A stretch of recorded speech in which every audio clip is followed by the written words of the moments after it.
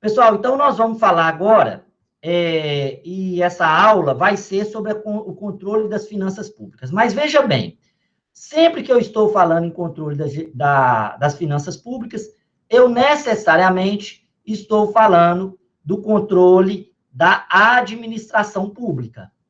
Da administração pública. Por quê? Porque, como eu falei, e a gente já tem discutido, a atividade financeira do Estado, ela é instrumental para as finalidades, não é a finalidade da gestão pública. Então, como é instrumental, a atividade financeira do Estado, ela está em todas as ações públicas. E por estar em todas as ações públicas, ela então se confunde com o controle da administração pública. Então, se você estiver estudado lá no direito constitucional, no direito administrativo, controle, necessariamente, muitos dos tópicos que a gente vai ver aqui trata do controle da administração pública como um todo, inclusive a evolução disso, né? Quando a gente pega as revoluções, elas são basicamente umas revoluções que têm como pano de fundo a questão tributária, a questão da receita, a questão, né, do gasto público. A questão do gasto público. Porque isso, né, é o sangue. Eu falo sempre, eu brinco sempre, quando eu era secretário de Fazenda, que a Secretaria de Fazenda é o coração. Por quê? Porque ela bombeia o sangue para todo o corpo. O que é o sangue? É nada mais, nada menos do que o dinheiro que circula na gestão pública. É ele que dá energia, ele que permite o funcionamento, né, da máquina. Então, eu sempre gosto de fazer essa referência aqui. Então, dando seguimento aqui ao nosso estudo, né, nós vamos falar do controle das finanças públicas, de uma maneira geral, sobre esses três aspectos: perspectiva histórica, controle externo e controle interno. Bem, controle, né, a gente sempre tem que estar pensando nessa ideia de ordem e organização. Hoje, né, o controle da administração pública está muito ligado a essa ideia de limitação do poder, porque o Estado precisa ser limitado, os políticos precisam ser limitados, senão eles invadem a esfera privada. Também tem muito a ver com verificação, ou seja, naquele mecanismo, né, do PDCA, planejar, fazer, checar e agir, né, ele está aqui nessas duas vertentes, que é verificar o que está acontecendo.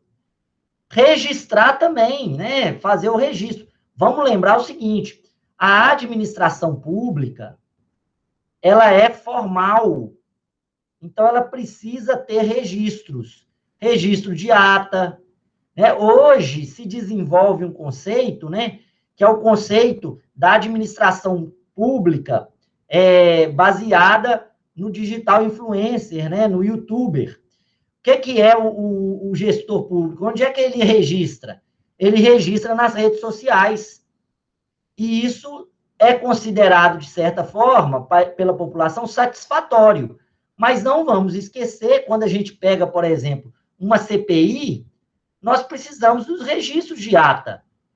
E presidente, governador e prefeito, eles não estão liberados para se reunir com qualquer um e falar o que eles quiserem. Eles devem cumprir, né, a vontade da lei. Vamos lembrar que impera dentro do direito administrativo e do direito público a chamada legalidade positiva, né? Eu posso fazer somente aquilo que está autorizado na lei, que é muito diferente da legalidade que se submete os indivíduos, que é a legalidade negativa. Eu posso fazer o que eu quiser, desde que não esteja proibido e desde que eu não seja obrigado. Quando a gente pensa na história do controle das finanças públicas, necessariamente a gente pensa na predominância disso. Quando a gente estava nos regimes absolutistas, o controle da administração pública estava muito conectado à ideia de dominação.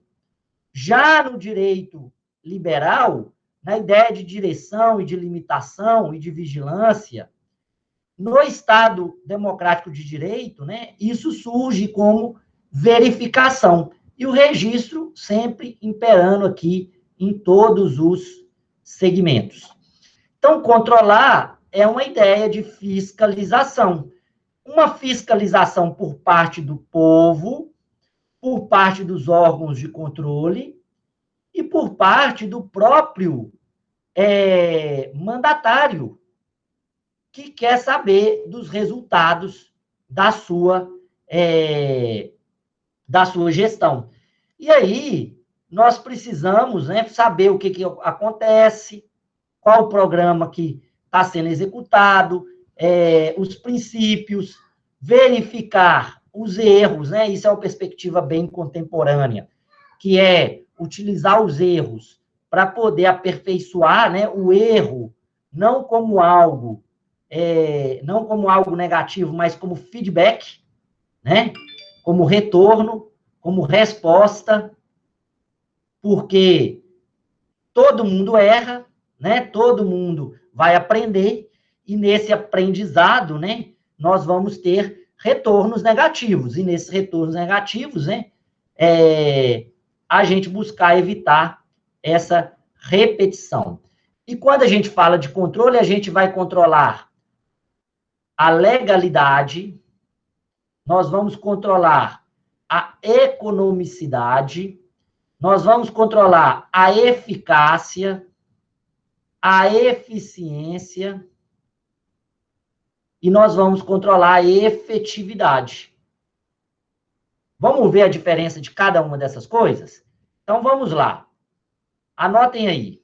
Vamos lá. Quando eu falo em legalidade, eu estou falando no cumprimento da lei. No cumprimento da lei. Quando eu estou falando em economicidade, eu estou pensando naquilo que né, é mais vantajoso no custo-benefício. Quando eu estou pensando em eficiência, eu estou pensando naquilo que adota os procedimentos mais adequados. Então, veja só, é lógico que isso aqui tudo está conectado, né, gente? Eu vou explicar isso com exemplos para vocês. Eficiência. Eficácia. Eu estou pensando naquilo que tem resultado. E efetividade. Aquilo que tem impacto além do resultado.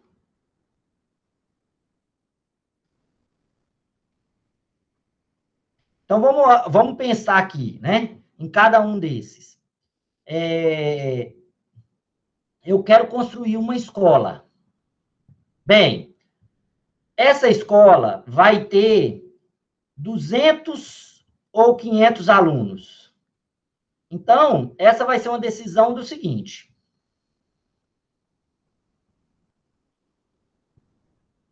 Essa vai ser uma decisão que a gente vai ter que pensar o seguinte. Bem, qual é a escola que é o melhor custo-benefício? Nós vamos ter que analisar localidade, número de alunos, número de servidores. Aí, beleza. Assim, não, aqui tem a maior... o que é mais vantajoso é construir uma escola de 500 alunos, que ela está no centro da cidade. Então, o que eu tenho que fazer? Eu tenho que cumprir alguns procedimentos legais, licitação, né, contrato administrativo. Beleza, então, eu vi que a economicidade está aqui, a legalidade é no cumprimento das questões formais. Qual é o melhor procedimento? É construir ela de tijolo, de biosuíte, de RDC. Qual que é a forma, né, o procedimento mais correto para a gente construir, mais adequado? Qual é o procedimento adequado para construir uma escola? E aí, eu vou cumprir as questões de corpo de bombeiro, de vigilância sanitária. Veja, tem a ver com legalidade, mas também tem a ver com questões, por exemplo, psicológicas, pedagógicas. A eficácia. A escola ficou pronta? Ela está sendo usada? A efetividade. O que ela representou para aquela sociedade em termos de impacto social? Diminuiu a violência? Aumentou a empregabilidade? A produtividade? Gerou emprego? É a efetividade. Olha, quando eu era aluno da PUC, eu tinha um professor lá, o professor Fábio, ele foi construir uma PAC, que é aquelas unidades de recuperação. Então, foi olhado a economicidade, né? Onde é melhor, com os recursos que a gente tem, é mais barato. Foi olhado a melhor arquitetura para construir, ou seja, a eficiência. Foi olhado a entrega, né? Ele tem entrega, a gente tem que entregar. Foi olhado também, né, a efetividade, qual é o impacto, e tudo dentro da lei, dentro da formalidade legal. Então, isso são aspectos, né, que o TCU controla. E nesses aspectos, né, ele vai controlar lá participação popular, democracia, transparência. O TCE também analisa, e nós, como povo, podemos analisar. E o Poder Legislativo também pode fazer. Por quê? Às vezes, tem um resultado, mas não tem efetividade. Não impactou a sociedade aquilo. Vamos imaginar que eu construa uma praça a 20 quilômetros. Ela tem legalidade? Pode ter economicidade, pode ter eficiência, pode ter eficácia, mas não impacta a vida das pessoas. Não mudou a vida das pessoas. Então, isso tudo pode ser objeto, né, de controle da administração pública. Vamos lá. A história, a perspectiva histórica, né? Gente, sempre houve algum tipo de controle. Sempre. Porque vamos pensar aqui, no Império Romano. É lógico que o controle aqui não era um controle popular, mas aqui a gente tinha o tribuno da plebe, que exigia políticas públicas para a sociedade. Nós tínhamos o próprio cônsul ou ditador que queria, né, que você tinha que prestar conta. O exército chegava, entregava, então tinha as pessoas, né, que faziam o controle. E você tinha aqui no Império Romano, né, os pretores que julgavam as demandas da população. O próprio imperador, ele recebia as demandas da população e via qual era que ele considerava justa e injusta.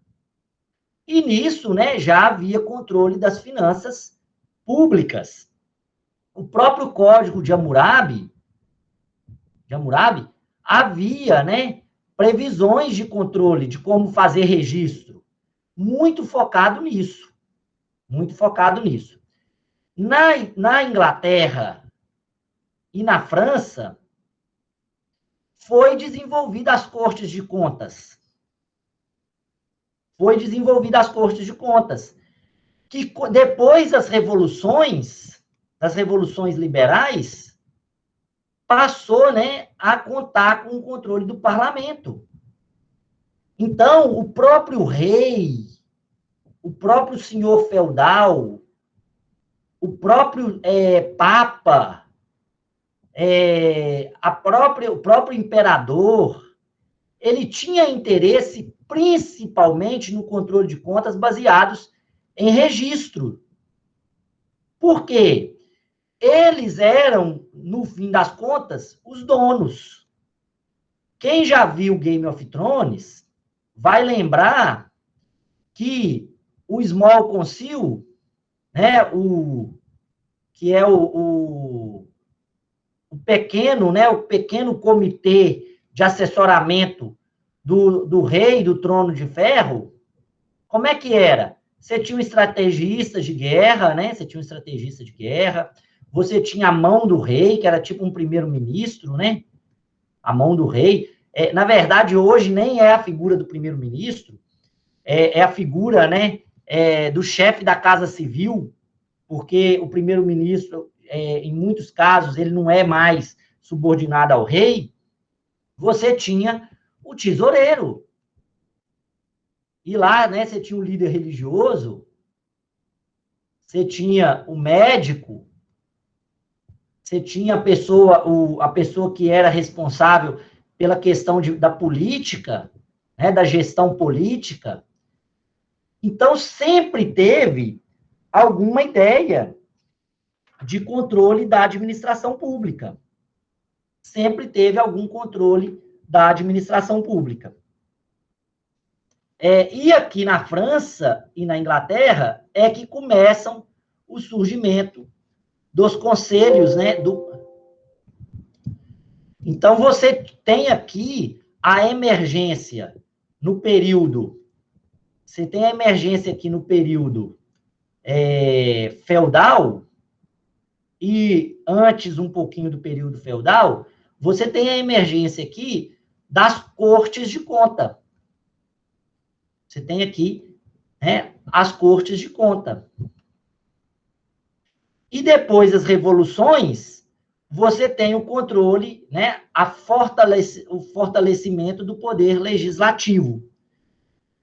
Com a Declaração dos Direitos do Homem e do Cidadão na França, em 1789, a ideia de que a sociedade tem direito de pedir contas a todo agente público pela sua administração, ela cresce e se desenvolve, especialmente na perspectiva de um Estado liberal, de um Estado, primeiro nesse Estado liberal, que era o direito de pedir contas, do Estado social, que era não só o de pedir contas, mas de ter serviços, e no Estado democrático de direito,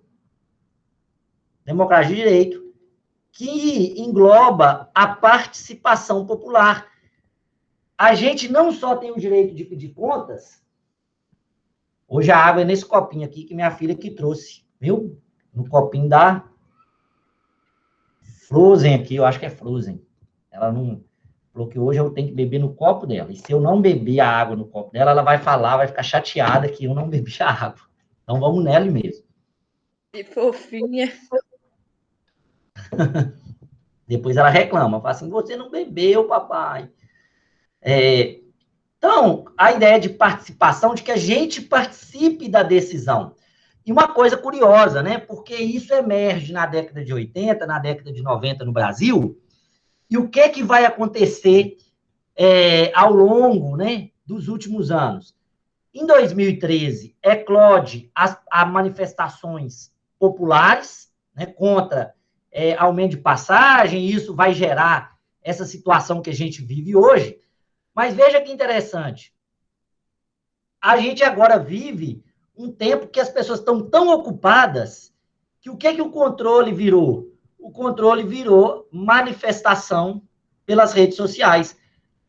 Olha, eu trabalhei de 2017 a 2020 na Secretaria de Fazenda e hoje, né, eu tenho 6 meses no Poder Legislativo, e aqui eu estou falando de junho de 2021, e eu participei de, pelo menos, considerar 4 por ano, 4 vezes, vão ser mais 2 agora, 4, 8, 16. Eu participei de umas 20 audiências públicas de controle de contas.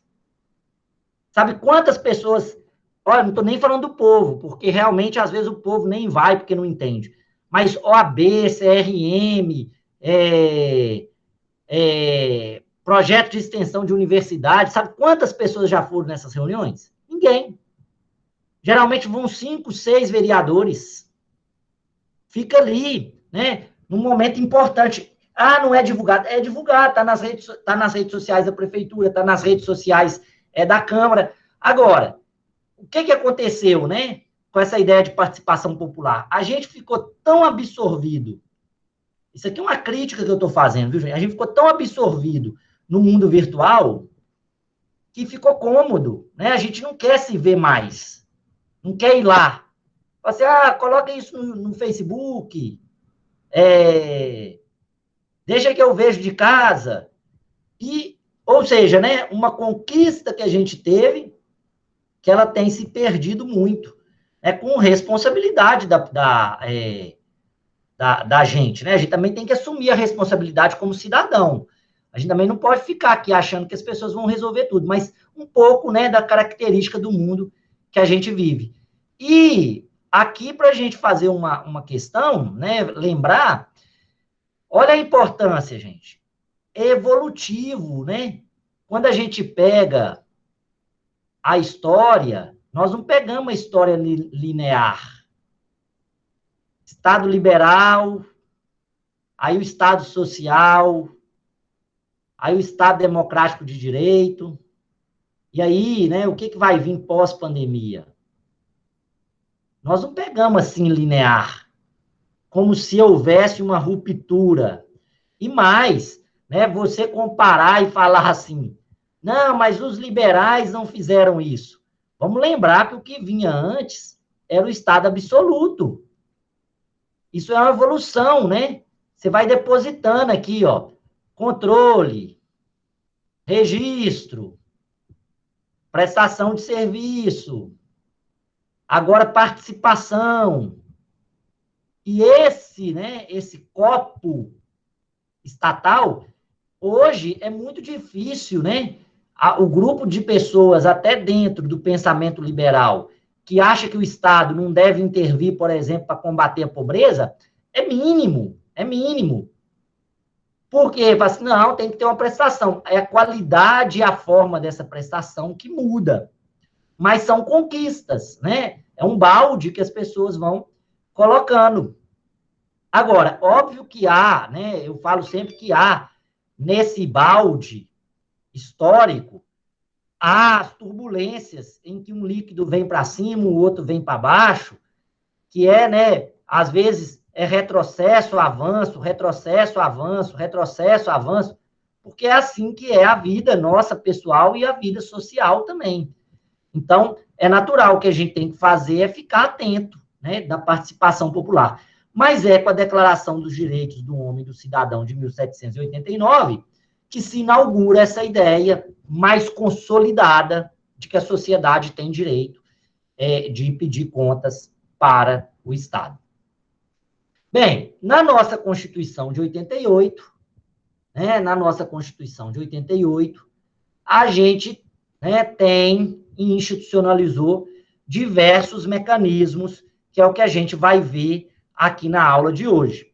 Então, o primeiro mecanismo é um fortalecimento do poder legislativo por meio da consolidação da ideia de que ele vai fazer uma fiscalização contábil, financeira, orçamentária, operacional, patrimonial da União e das entidades da sua administração indireta e dos particulares que lidam com recurso público. Por isso, gente, eu, de certa forma, eu concordo com a ideia de que o Senado não pode chamar os governadores. Porque quem tem que fazer o controle dos governadores são as instituições do Ministério Público e o próprio legislativo do poder do governo do Estado. O poder legislativo federal, ele tem que focar nas questões da União e das entidades da administração indireta e dos particulares. Isso por conta de um princípio que é o federalismo. Obviamente que aqui a gente não vai discutir isso, né? Eu só estou fazendo um paralelo com o que está acontecendo. Para isso aqui, ó, o Poder Legislativo, ele conta com o TCU, o Poder Legislativo dos estados conta com o TCE e os do município também contam com o TCE. Nós temos os tribunais de contas dos municípios, salvo engano, só em 2 cidades, São Paulo e Rio de Janeiro. Nessas cidades, a Constituição admitiu o Tribunal de Conta Municipal por conta deles existirem antes da Constituição. Então, garantiu-se a sua continuidade. Mas, se o Estado do Rio, se o município do Rio de Janeiro e de São Paulo quiser encerrar o Tribunal de Contas, pode, e vão ser controlados pelo Tribunal de Contas do Estado. Além disso, a Constituição, no artigo 70, vai estabelecer o controle externo e interno das finanças públicas. Então, vamos ver aí, né, essa diferença. O controle externo e o controle interno, eles são controles muito importantes, mas com características diferenciadas. O controle externo, ele se dá pelo legislativo. E aí, no caso, o Tribunal de Contas. Então, vejam só. Nós temos o poder executivo, nós temos o poder legislativo e nós temos o poder judiciário. O poder legislativo, ele tem um órgão que é o Tribunal de Contas, com garantias, com várias garantias da magistratura, tá, gente? Ele tem as garantias da magistratura. O poder legislativo, ele faz o controle externo da atividade executiva. Veja bem, ele faz o controle externo do poder executivo e das atividades executivas, mesmo que de outros poderes, como o dele mesmo, tá? Mas quando a gente pensa aqui, a gente vai pensar nesse controle aqui.